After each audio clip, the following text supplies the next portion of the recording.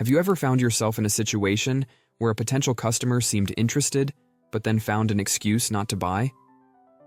If you have ever struggled to overcome customer objections without seeming pushy, there's a technique that can completely change your approach to sales. In the competitive sales landscape, the ability to reframe a conversation with a potential customer can make the difference between closing a deal and missing an opportunity. This concept, known as reframing, is an advanced technique that allows you to guide the customer toward a purchasing decision without ever losing control of the dialogue. A practical example of reframing occurs when a potential customer asks a question like, "How many certifications do your trainers have?" Instead of answering directly, you can counter with a question such as, "Which certifications are you specifically looking for?" This shifts the dynamic of the conversation, preventing the customer from judging the adequacy of the service based solely on a specific answer. Another common scenario arises when a customer asks, "How long will it take for me to see tangible results?" Providing a specific time frame can create expectations that do not always align with reality.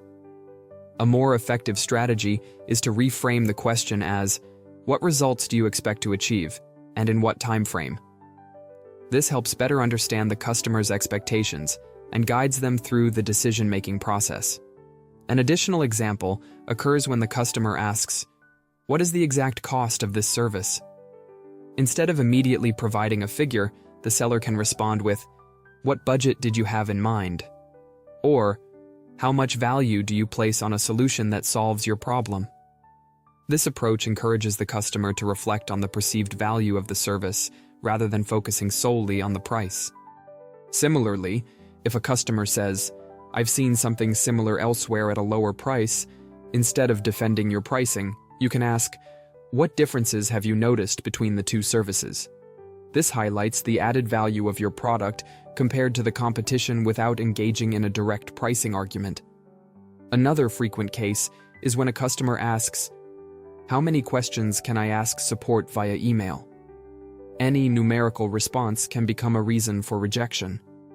Instead, you can reframe with questions like, "Why do you need to ask questions? How many do you think you will have? Is there a specific issue you're trying to resolve?"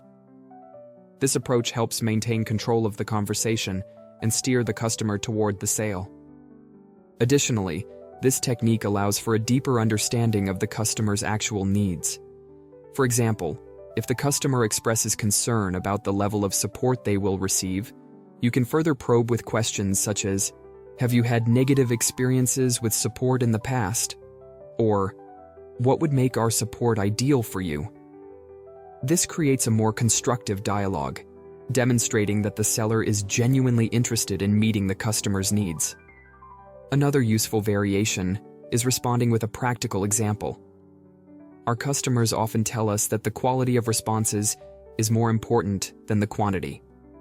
Would you prefer to receive fast and precise answers rather than an unlimited number of emails with little value? This approach helps the customer focus on the actual value of the service rather than just a numerical factor. A fundamental principle of sales is that the person who asks the questions holds control. However, it's not just about the formulation of questions that determines the outcome of the conversation. It's also about tone of voice and body language. A calm and confident tone conveys trust and authority, while open and relaxed body language can make the customer feel at ease. Avoiding closed postures or excessive gestures helps maintain a leadership position in the discussion. By adopting a curious yet non-aggressive tone, the seller can guide the customer without making them feel pressured, thereby increasing the likelihood of a successful sale.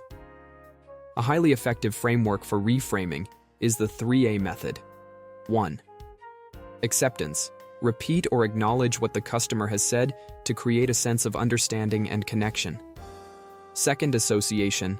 Link the customer's question or objection to a positive behavior demonstrated by your best customers. 3. Strategic attack. Pose a question that shifts the focus of the conversation and guides the customer toward the sale. For instance, if a customer says, "I don't have time for this right now," you can respond with, "I completely understand. In fact, our biggest success stories come from people who initially thought the same way. What are your main concerns regarding timing? This shifts the focus from simply stating a problem to analyzing and resolving it.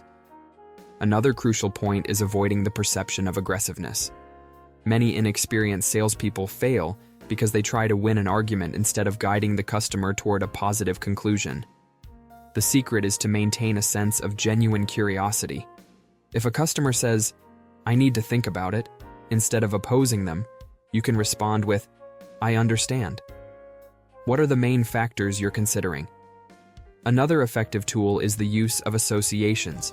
Saying, "This is a question that many of our top customers ask," helps the customer feel part of a successful group. Additionally, metaphors can be a powerful way to explain a complex concept.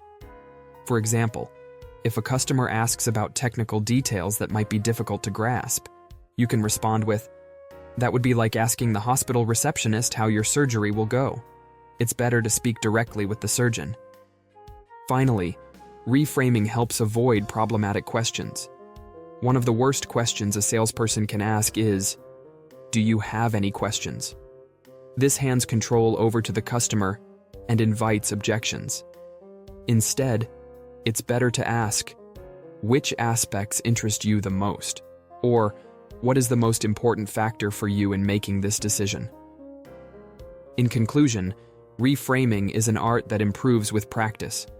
To apply it successfully, it is essential to maintain control of the conversation through strategic questions, use the 3A method to handle objections, and adopt a tone of voice and body language that convey confidence and authority.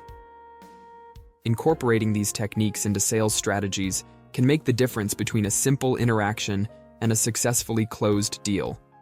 The best salespeople are those who master the ability to steer a conversation without appearing manipulative, always keeping the customer at the center of the discussion. When applied correctly, this technique can radically transform a sales team's success. I would love to hear what you think in the comments below. Subscribe to the channel and activate the bell so you don't miss any content, and thanks for watching this video.